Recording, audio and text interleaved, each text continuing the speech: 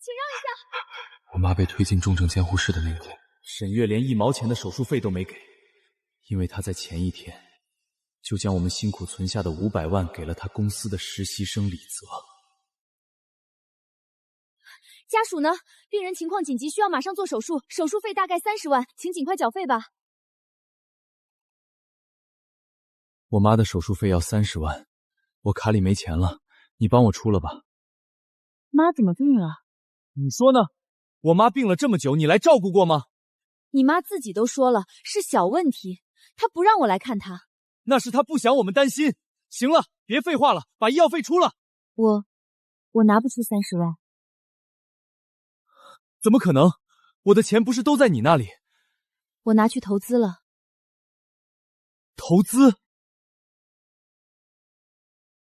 李泽，那500万启动资金昨天就打进你的账户了，我看好你，一定可以赚大钱的。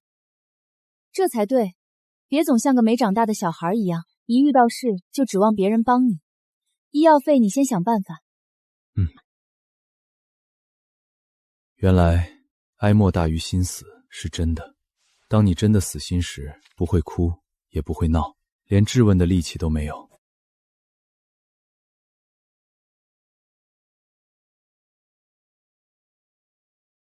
这么晚还不睡？我妈还在 ICU。我知道。这些是什么？许彻，你又在闹什么？我签好了。我今天才发现你不是没钱，你只是从未重视过我和我的家人。李泽那个项目是投资。投资？也是。你的眼中只有投资。我妈只要30万，你却提前给了别人500万。我又不知道妈需要那么多钱做手术。所以我说错了吗？你从未关心过我和我的家人。离婚吧。许彻，你现在情绪失控，我不跟你谈。钱你自己想办法，过了这阵子我会补上这30万的。明天上午10点，民政局。许彻，你最好别回来求我。您的胃镜复查已逾期，请李泽，尽快就诊。资料我看了，别紧张，明天路演我陪你。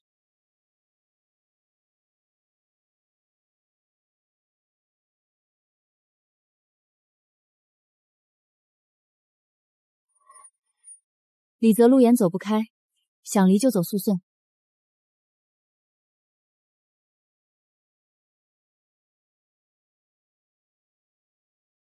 尽快缴费，押金已经快用完了。好。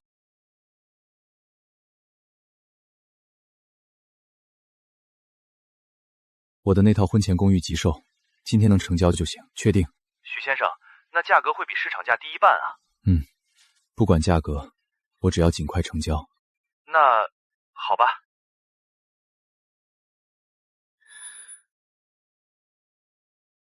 第一次创业就有人托底。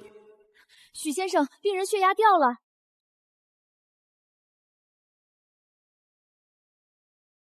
暂时稳住了，但后续费用不能断。好。定金已到账。许先生，你看上去精神很不好，怎么不找其他人来办理这些事？我是一个人。一个人？你妻子呢？登记栏写了你有妻子的吗？缴费完成了，许先生，你也要照顾好自己的身体。谢谢。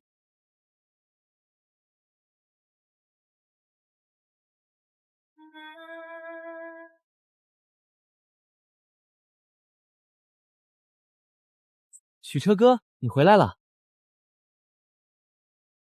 你怎么回来了？李泽路演成功，顺便庆祝一下。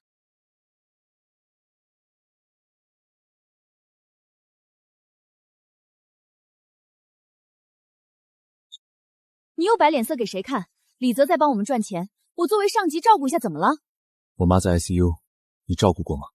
这不一样，没赚到钱怎么给那30万医药费？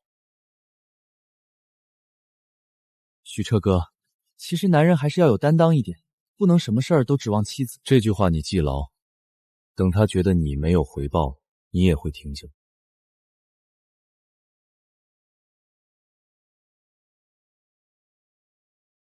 许先生，你母亲情况再次恶化，请马上回来。师傅，能不能再快一点？情况再次恶化。妈，没有。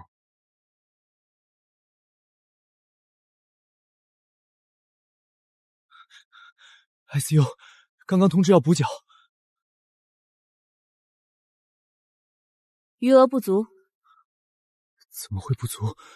我下午刚交过一笔。下午那笔已经抵扣了之前的费用，后续抢救药品、输血都要重新预存。系统显示至少还要补25万。能不能先用药？我妈在抢救，钱我马上想办法补，半小时就半小时。许先生，欠费太多会影响抢救药品出库，您最好尽快补齐。许彻，病人血压掉得很快，医生让家属马上过去签字。用药准备，家属签字了吗？许先生，卡您拿好，尽快补费。许彻，医生在等。房子钱只到了定金，卡刷空了，现在能在半小时内拿出30万，只剩沈月。许彻，医生让你马上过去签字，病人血压还在掉。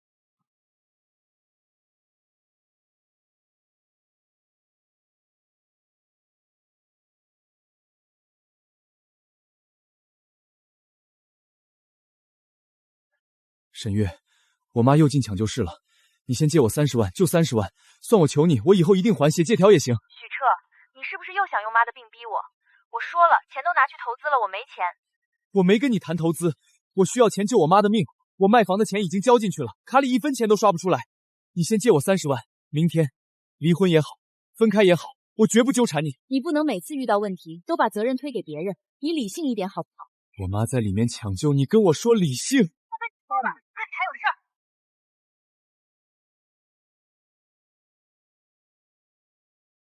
许蹭，字签了吗？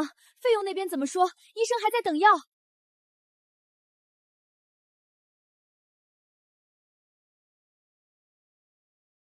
家属先签字，病人血压不稳，后续用药不能断。许先生签这里。费用尽快补，药不能等，拖得越久风险越大。我马上想办法，只能凑3000。许彻，我手里真没那么多，最多给你转5000。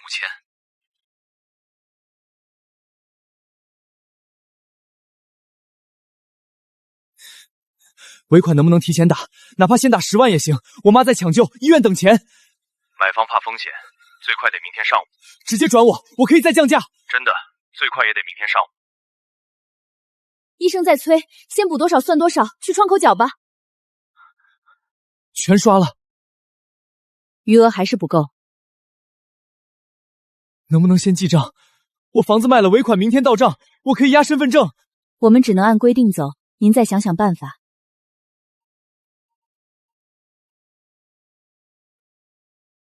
许彻，过来一下。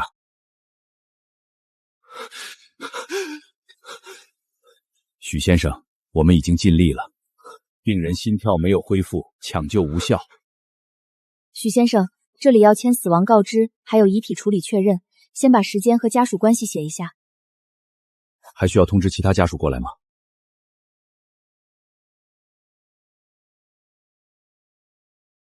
不用了。许先生，太平间交接手续，这里按一下手印。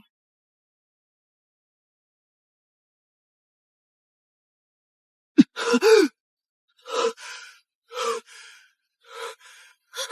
先生，医生，这边有人晕倒。先生，先生，胃壁破了，必须马上手术。再晚一点，可能休克，命就不好说了。家属呢？许先生，通知家属来签字吧，配偶也可以。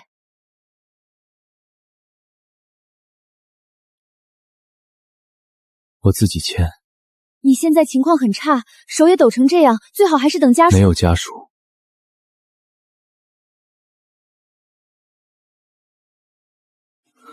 能不能快一点？我妈的后事还没人办。推手术室。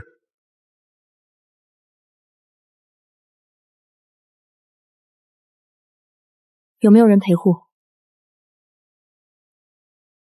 没有。这一晚，不止带走了我妈，也差点把我一起留下。而沈月，你始终没有到。ICU 那个许先生的母亲抢救无效，已经送太平间了，家属暂时没见其他人过来。就是刚才要做飞空手术的许先生，真可怜，手术同意书都是自己签的，身边一个人都没有。你说谁？谁死了？许彻在哪儿？你是谁？我是他妻子，他在哪儿？现在知道自己是妻子了。许母抢救的时候你在哪儿？许先生腾出胃病，要马上手术的时候你在哪儿？他做手术了，他没告诉我。他手机里最后几通电话都是打给你的。我当时有事。什么事？比 ICU 抢救，比胃穿孔手术还要紧。许彻在哪儿？我现在要见他。术后病房。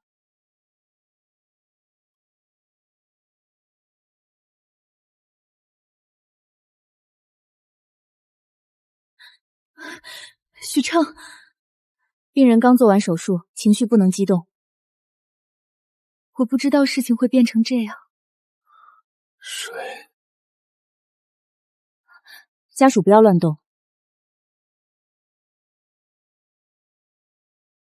许彻，我真的不知道妈已经……别叫他妈。签了吧。现在不是谈这个的时候，你刚做完手术，身体还没恢复。许彻，我们先不说离婚，好不好？我可以补偿你医药费、后续治疗，妈的事我都会处理。沈月，我妈死了。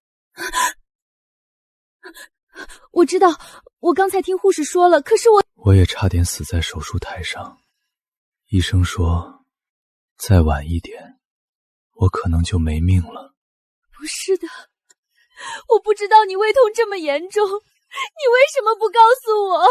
我告诉过，我说过胃痛，说过要复查，说过我妈在抢救，说过医生在等钱。是你没当回事。你不是一直觉得婚姻不能成为负担吗？现在我放你自由。我不要，许彻，再给我一次机会，我会改，我真的会改。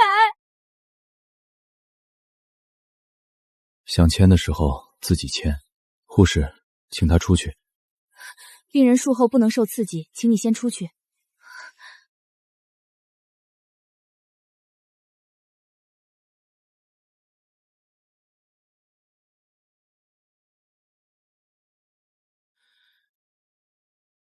许彻，你刚做完手术，不能乱动。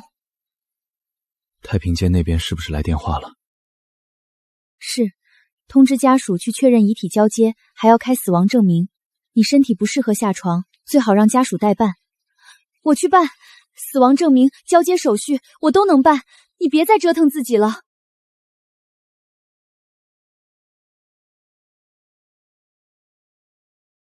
在哪里签字？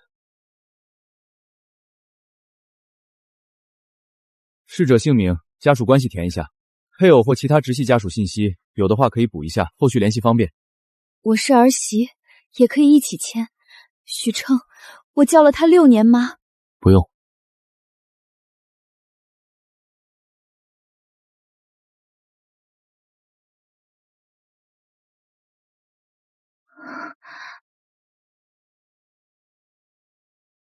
许先生，接下来要确认灵堂规格和火化时间，有没有其他家属一起商量？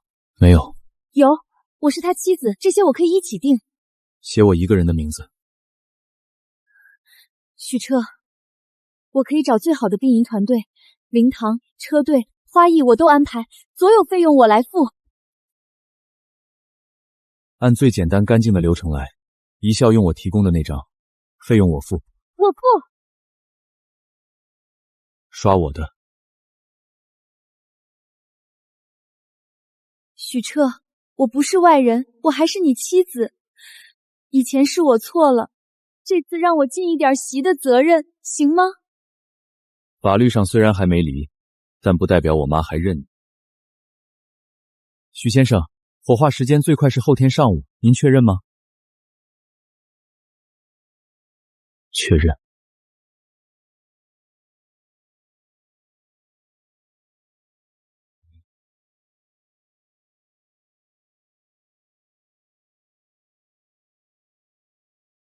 许彻，怎么这么突然？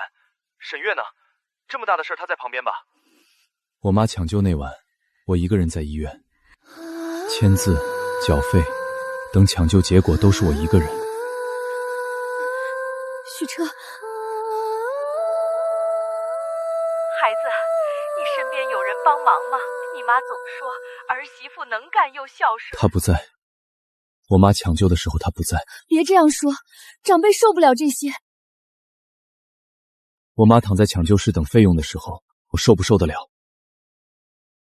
我可以道歉，我可以跪着给妈道歉。灵堂我来守夜，我不碰手续，我就守着好不好？伤口还疼吗？今天尽量别走太多路，按时吃药。我问过医生了，现在可以吃止痛药，你先喝一口。许先生，您现在这情况，灵堂这些事儿能让家属跑腿就让家属跑，别硬撑。我可以，我都可以。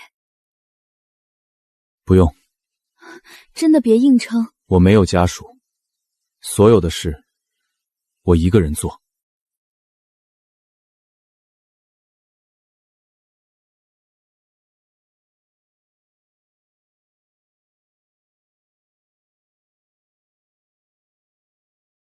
楼下前台转交的，刚才那位女士是不是还在楼下？退回去，以后也别让她进来。许称，我愿意补偿你任何东西，只要你别把我推得这么远。有些账不是补偿能抹掉的。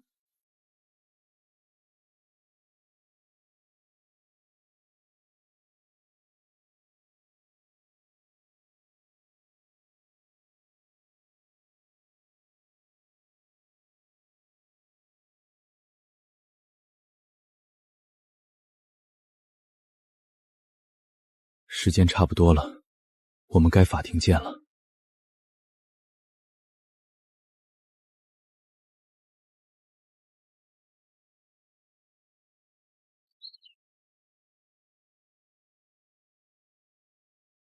许先生，门口那些粥和药要不要拿进来？麻烦你帮我退回去。可是他一直在楼下等。那就让他等。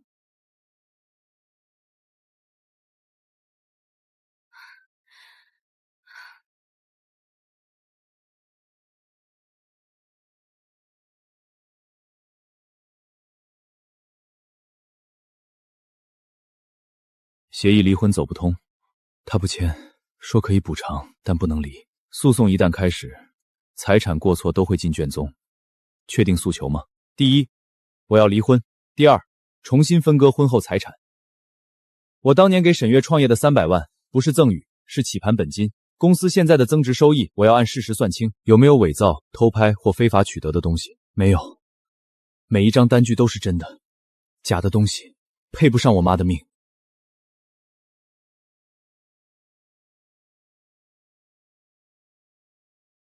配不上我妈的命。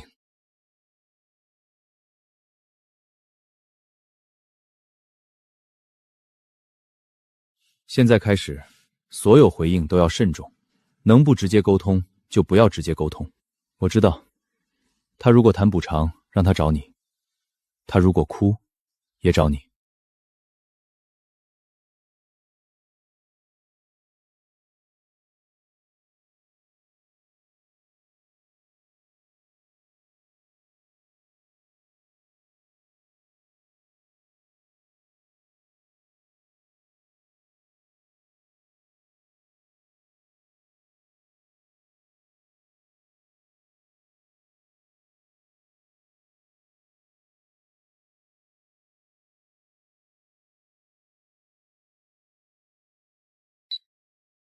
你一定要这样吗？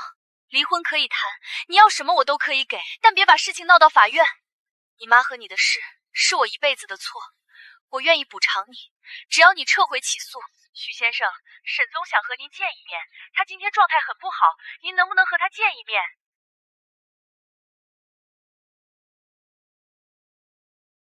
许彻，我求你，见一面就10分钟。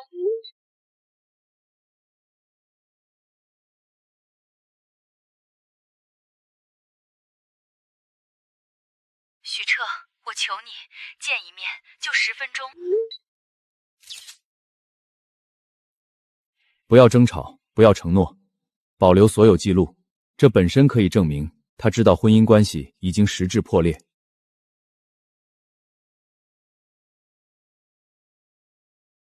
许彻，别逼我站到你的对立面。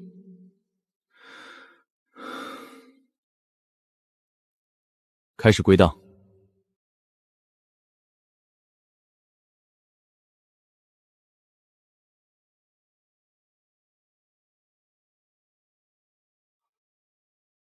许彻，法庭看证据，不看委屈。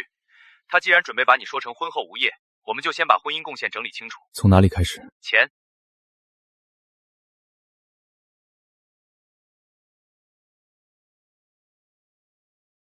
你别心疼这300万，以后我们一起赚回来。这不是我一个人的公司，是我们共同打下来的。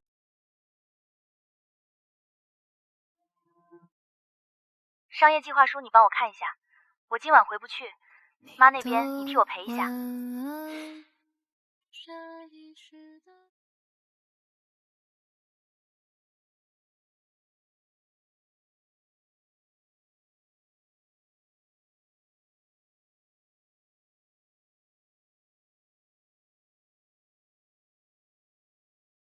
资金、时间、照料义务、机会成本，全都可以成为法庭衡量婚姻财产分割的依据。很完整，他口中那个没有价值的我，已经不再需要他承认，证据会替我说话。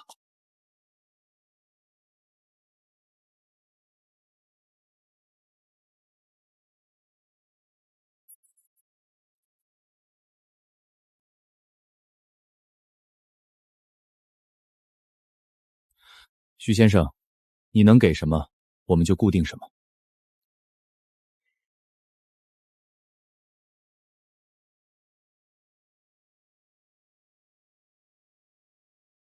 继续。第3通电话接通后，你在电话里说了什么？我说我妈又进抢救室了，医生说要马上补缴费用，我让她先借30万，借款金额、用途、紧急程度都明确告知。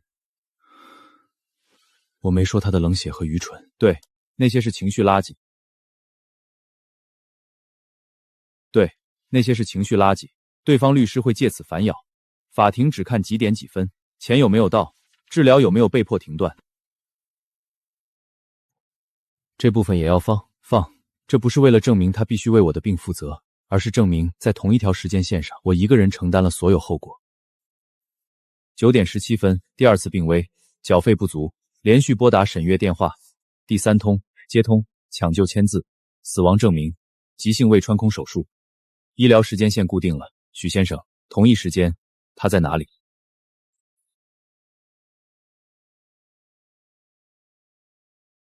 同一时间，他在哪里？我不知道。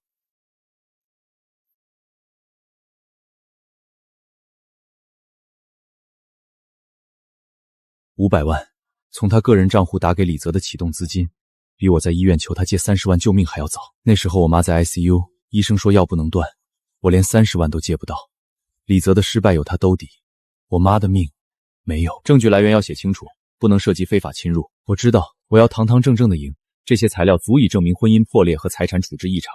但我再强调一次，全部走诉讼程序，不发网上。我不会发，他怎么选择，就让他的选择自己说话。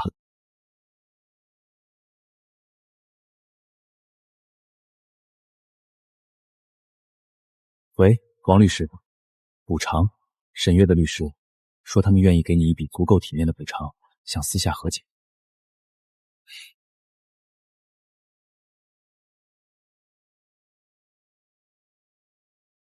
许先生，身体好些了吗？沈总情绪不太稳定，怕见面影响沟通，委托我先和2位谈。谈什么？沈总承认之前处理不够妥当，愿意在法律之外最大限度补偿许先生，现金补偿、房产折价，金额绝对不会让您失望。是否包含许彻早期投入沈月创业的300万对应收益？是否包含婚后公司增值部分重新分割？是否承认许彻因支持家庭所产生的婚姻贡献？贺律师，我们今天不是来做法庭辩论的，那是来做什么？解决问题。解决问题，起诉可以撤回，改成私下协议离婚。财产部分沈总愿意让步，至于你母亲住院期间的细节，还有李泽的内容，建议不要在法庭材料里写的太多。理由影响太大，沈总的个人声誉、公司品牌都会受牵连。夫妻感情问题没必要公开化。夫妻感情问题，所以这份方案的前提是撤诉、保密，并且不再追究过往资金用途。许先生，沈总只是希望事情停在可以体面收场的地方。逝者已矣，活着的人总要往前看。注意措辞，法院记录里不能出现李泽，不能出现500万。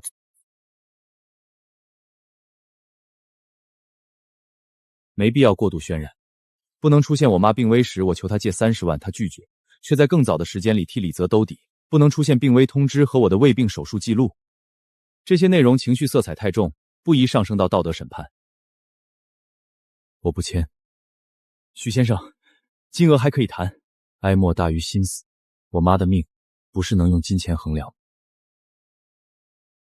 回去告诉沈月，钱我会在法院上要，账我也会在法院上算。他想要体面，就让法官看完全部材料再说。许先生，你究竟想要多少钱？沈总说过，只要你撤诉，金额、支付方式，甚至保密条款都可以谈。保密？我妈躺在 ICU 等救命钱的时候，没人跟我谈保密。你起诉离婚，法院处理的是婚姻关系和财产分割，不是情绪宣泄，所以我才要分割财产。我要法院看到这段婚姻里真正发生过什么。第一代婚姻贡献，第二代医疗事件，第三代李泽资金，里面包括徐母抢救期间的催费节点，以及许彻急性胃病的手术记录。我妈病危时的电话不是误会，我胃病手术也不是情绪化表演。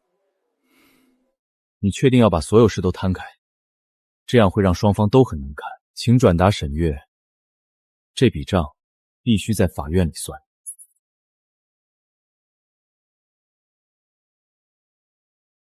不后悔。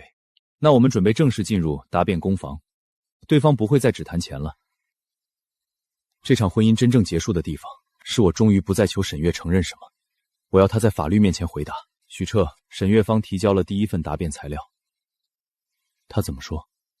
开头第一句就是许彻婚后长期无业，贡献有限。他们先定调了，写的挺像真的。如果只看这份材料，我就是一个没有收入、没有价值、被供养多年后反咬一口的丈夫。沈温公司的上升曲线旁，我的名字没有出现一次。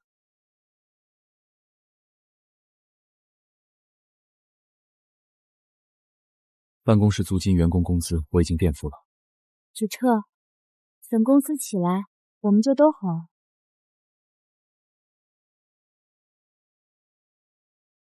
他们这么写，不是此地无银300两吗？从你之前给我的转账记录和付款凭证来看，都能证明他们提供的材料大概率是无效的。那他们为什么还这么写？因为诉讼是从叙事开始的，谁先把对方放进不利位置，后面每一分钱都好解释。如果你只是一个长期无业、被沈月供养的人，那你现在的分割要求就像是索取。所以他们先把我从账本里删掉，删掉人，再删掉贡献，最后删掉你对财产的权利。纸面上没有沈月的字迹，可每一个否认都必须有沈月认可。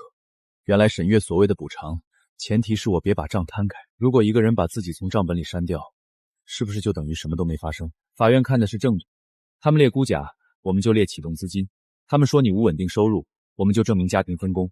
但你要有心理准备，这份材料是为了把你每一项主张都压低。那就让法院看。不过这只是第一刀，他们说那300万只是你自愿送给妻子的家庭支出。虽然这一点不利于你，但我得到了一个不错的消息。李泽项目的公众账号下有个帖子，指出他的项目有问题，全篇不解释资质，用恶意竞争挡枪。沈月的个人担保函，他对李泽项目的履约风险做补充担保，还动用了公司的法务和品牌渠道下场洗白。之前500万还能解释成个人投资，现在资质造假刚冒头，他就拿个人信用和公司资源去托底，性质变了。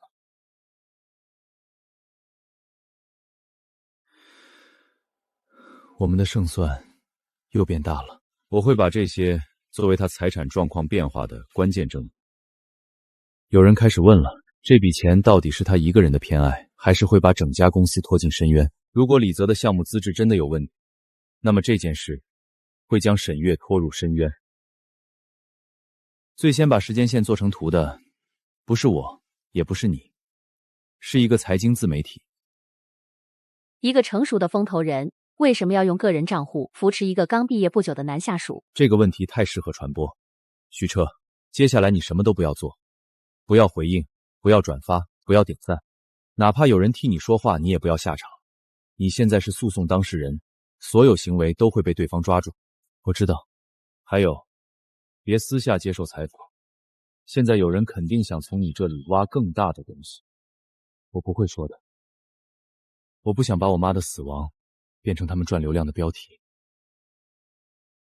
500万男下属路演现场与一场离婚诉讼，沈月到底在扶持谁？本文信息均来自公开的工商资料、公开的宣传页面、公开的信息及网络公开图片，不涉及当事人私下爆料。原来有些事不需要我开口，也会自己做出责任。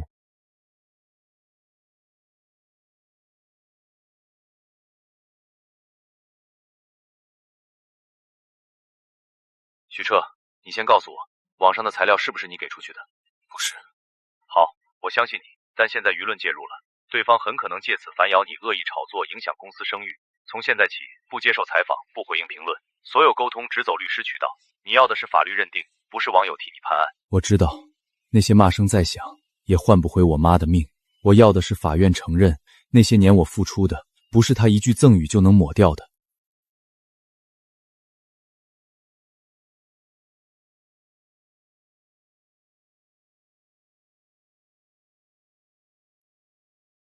董事会的调查邮件流出来了，舆论已经把你们3个绑在一起，你要回应吗？不回应。我现在只需要走诉讼，不需要跟舆论搅在一起。李泽刚发了澄清动态，说项目没欺诈，说沈巍只是前辈关照，他愿意承担责任，请大家理性看待。他很聪明，嘴上说承担责任，字里行间却把沈月推得更深。只要有人往下查，这500万这关注就只能是沈月越界偏袒判断失误的铁证。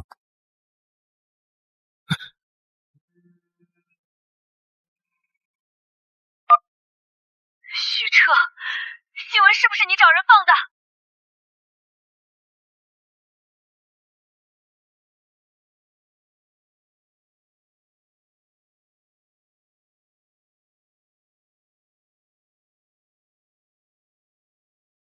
许彻，有事找贺律师。我再问你一次，新闻是不是你放出去的？不是。那些时间线、医院、起诉500万，除了你还有谁知道？知道的人很多，医院有记录，法院有暗号，工商有信息。沈月，不是所有后果都需要我亲手推一把。可他们为什么突然全都知道？为什么偏偏是现在？因为李泽的项目爆了，可你替他兜底，把公司资源压进去，董事会要查你的风控，这些不是我替你做的选择。你现在一定很痛快吧？看着我被停职，被所有人骂，看着我失去最在意的东西，许彻，你非要毁了我吗？沈玉，你要是对我和妈多用点心，哪怕只有一点点，会是现在这个后果吗？太晚了，我妈听不到了，我也不需要了，以后不要再打这个号码。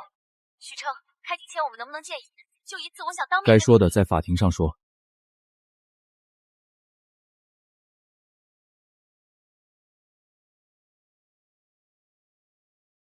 胃还疼吗？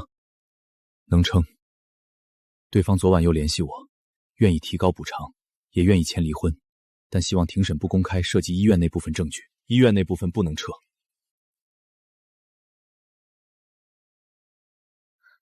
许彻，许先生，开庭前如果能就主要争议达成一致，对彼此都更有利。我方意见已经多次书面回复，今天按程序进行。许彻，我们能不能最后谈一次？财产部分我按你要求补，你要早期资金和收益我都认，离婚我也签。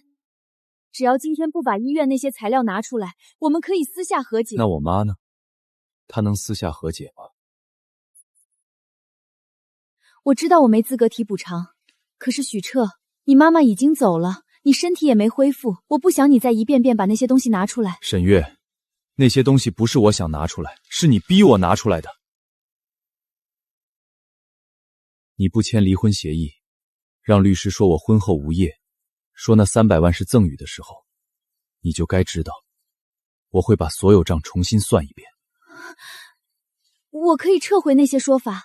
晚了，你的撤回是为了不进庭审记录，补偿是为了换我让步。可我今天来不是跟你谈价格的，按程序走。阿彻，对不起。这句对不起已经不在我的证据目录里了。今天效果比预想好，资金流和增值节点对应的很清楚，对方肯定会继续补材料，我们也要准备。需要什么你直接告诉我。许蹭，沈女士，有任何沟通请联系我。我只是想问你，身体好点没有？如果这句话早点说，也许我会崩溃，可现在它只是一句废话。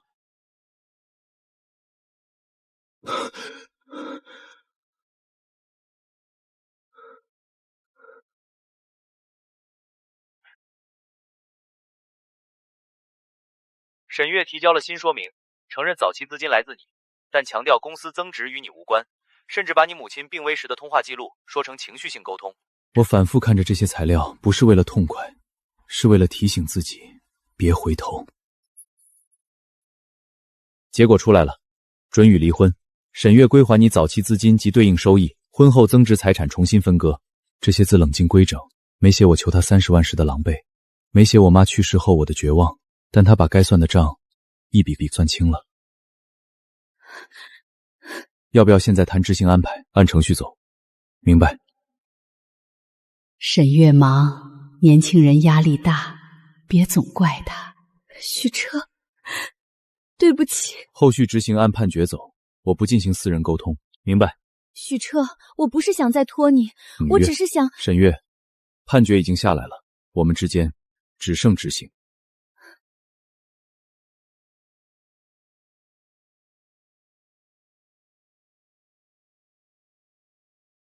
你好，我想咨询签目需要的材料、时间和位置。妈，一切都已尘埃落定，你也可以好好安息了。许先生，这边都可以选，靠湖边的视野好一些。您看看，家属还有没有人要一起确认？后面落碑就不改了。没有，就我一个。就这里。许先生，确定吗？靠湖岸这个价格会高一点。确定。我妈生前说，人老了要是能看着水，日子就不会那么干。许先生，已经安葬好了，以后祭扫从这条路过来就行。妈，判决结果出来了，我的婚姻结束了，以后我会按时吃药，好好照顾自己。妈，你放心吧。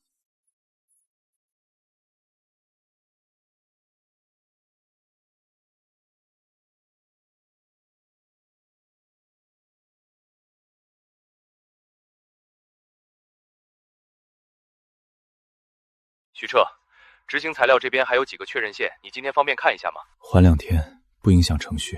你生病了，发烧多少度？一个人在家？刚退到38度9。要不要我叫人过去，或者帮你联系急诊？许成，执行可以缓，身体不能硬扛。不用，我有药。也别联系沈月。明白。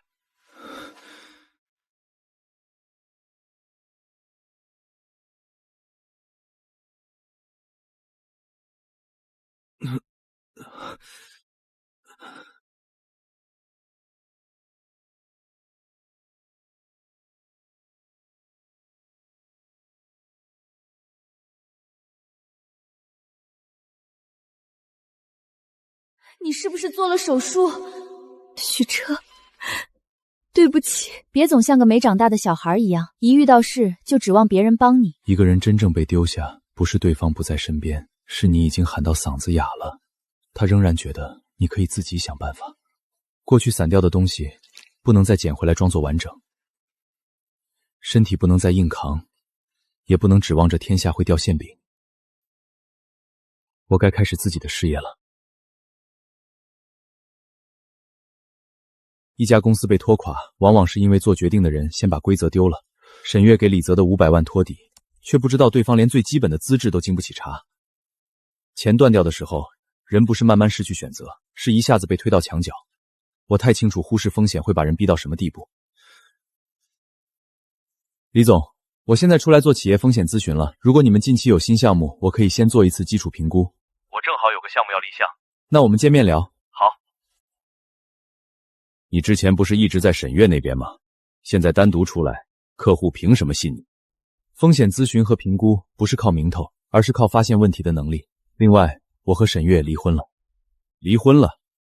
那我没什么怀疑的了。许彻，你指出的那个供应合同问题，法务重新看了，确实有风险。你给个报价吧，我们先做一次完整尽调。好，祝我们合作愉快。合作愉快。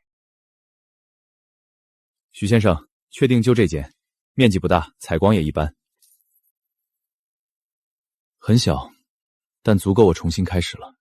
听说你重出江湖，要做企业风险评估了，你这条路起步会很慢。慢一点没关系，至少每一步都是我自己选的。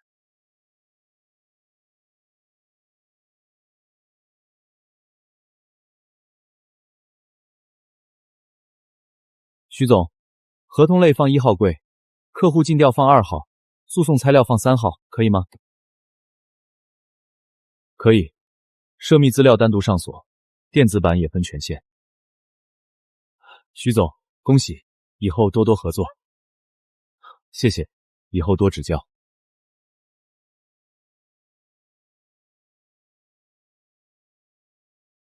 徐总，现在是账收不回来，供应商又逼着缩短账期，加上银行受限下个月复核，公司现金流可能撑不过1个季度。先别把所有问题混在一起。第一，回款周期拉长，这是应收风险。第二，供应商逼管是信用收锁。第三，银行复核是资金口被卡。现在要做的不是单纯借钱，而是排序，哪些账必须催回，哪些资产不能抵押，所有违约条款今晚以前必须重新梳理一遍。来得及吗？来不来得及，取决于你们愿不愿意现在就承认风险已经发生。徐总，那就按你说的来。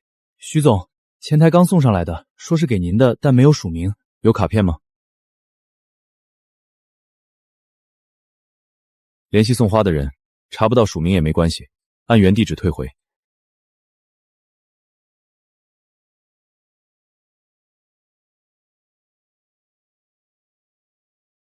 徐总，前台电话，楼下有人想见您，有预约吗？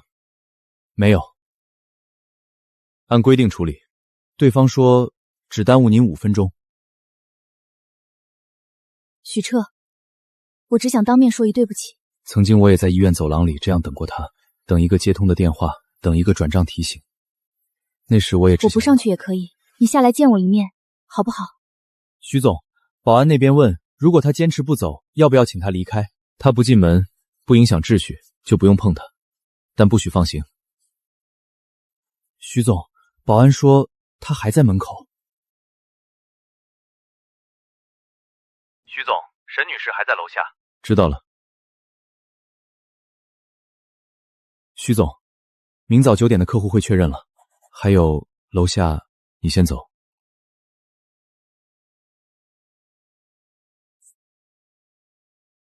许先生，要不要我？许彻，我只耽误你几分钟，真的就几分钟。这是我剩下的一套房，还有部分基金，我都签了转让文件。这套房不在判决执行范围里，没有抵押，还有几只基金，转让协议我都签过字了，明天就可以过户。这是我的补偿。补偿什么？补偿你，补偿妈，补偿我以前做错的所有事。我妈已经不在了，法院判给我的，我会按程序拿，不是判决范围里的私下补偿，我不要。我知道这些不够，可我现在能拿出来的只有这些。既然知道不够，就别再拿来挡路。沈月，以后有任何财产问题，联系贺律师，不要再用这些东西要求我见你。我没有要求你原谅，我只是想做点什么。你想做什么是你的事，我接不接受是我的事。许策，我真的不知道还能怎么做，但我不会放弃。我知道判决已经执行完了，这些不是为了抵判决，我只是想补一点，补我欠你的。你欠我的，法院已经判了。不是那些，许彻，你知道我说的不是那些。那是补什么？补我妈在抢救室等药时，你人都看不到，还是补我胃穿孔进手术室，连个替我签字的人都没有？我错了，许彻，我那时候真的错得离谱。如果在我求你的时候你说这句话，也许我会咽下所有委屈。可现在我妈已经不在了。那你告诉我，我到底还能怎么做？沈月，我现在不爱你了。我知道，但我每个月都去看妈的。许彻，我每个月都去看妈的，我给她买白菊，在墓前给她磕头，一遍遍跟她道歉，我真的知道错了。你不配！我妈在 ICU 每天烧钱，护士一遍遍催缴费，我求你借30万救命，你让我自己想办法。不是这样的，你那时候很清醒，你知道钱该花在哪儿，你的脑中只有风险、回报这些词。死人不需要你迟来的孝顺，他听不见了。许彻，我们真的一点可能都没有了吗？许彻，我真的知错了，你给我一个机会好不好？我知道我没资格问，可如果我把能给的都给你，如果我以后真的改了，如果我每个月都去妈墓前道歉，别再叫他妈，你去墓前磕头赎罪都和我无关，但不要把我妈放进你的以后里。她没等到你的30万，也没等到你一句来得及的道歉。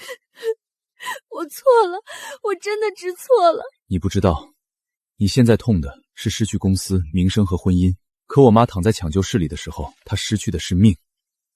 所以，真的一点可能都没有了吗？没有，从我妈死的那天开始就没有了。那这些，你愿意怎么处理是你的事，判决之外的东西我不需要。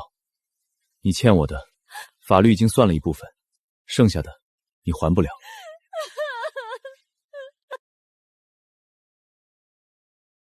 许先生，最新消息，沈月被董事会彻底除名了。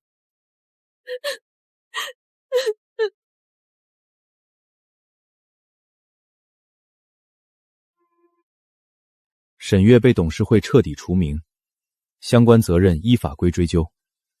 知道了，徐总，是沈月的事吗？外面都在传，他今天去原来的公司，被保安拦在楼下了，和我们无关。下午会议的资料准备好了吗？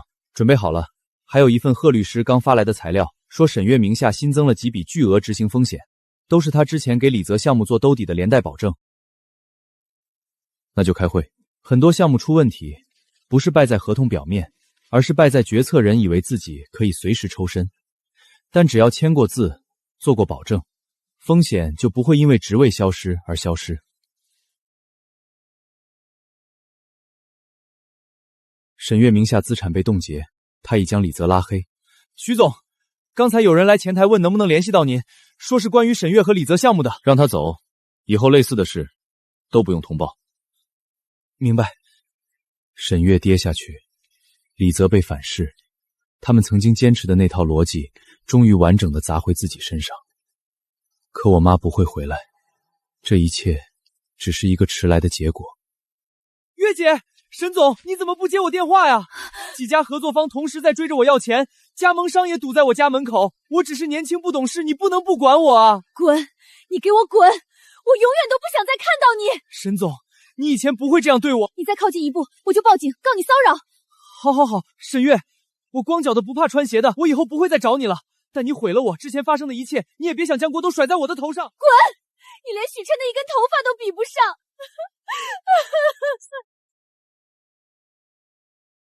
徐总，听说了吗？李泽去找沈月了，人在门口哭得特别难看。不过沈月这次没帮他，把他赶出去了。李泽骂得很难听，说沈月毁了他。沈月当时只回了一句话，他说：“你连许彻一根头发都比不上。”我的母亲不会因为这句话回来，而且当初是她亲手推开的我。王总，以后他们的事不用再告诉我了。明白，徐总。王总，你的这个项目有不少问题，你先关注自己的项目。啊，徐总，你别吓我，你快说说哪里有问题。徐总，那家上市的医疗企业发来正式中标通知了。徐总，我们中了！妈，我的公司现在发展得很好，不是藏起来，也不是忘记，只是我终于不用每天靠伤口提醒自己往前走了。徐总，10点的会快开始了，另外，刚才外面有人谈起沈月，说他把手头的事儿处理完，就要离开这座城市了。走吧，开会。从此，他是他，我是我。希望他的离开，也是一次重生。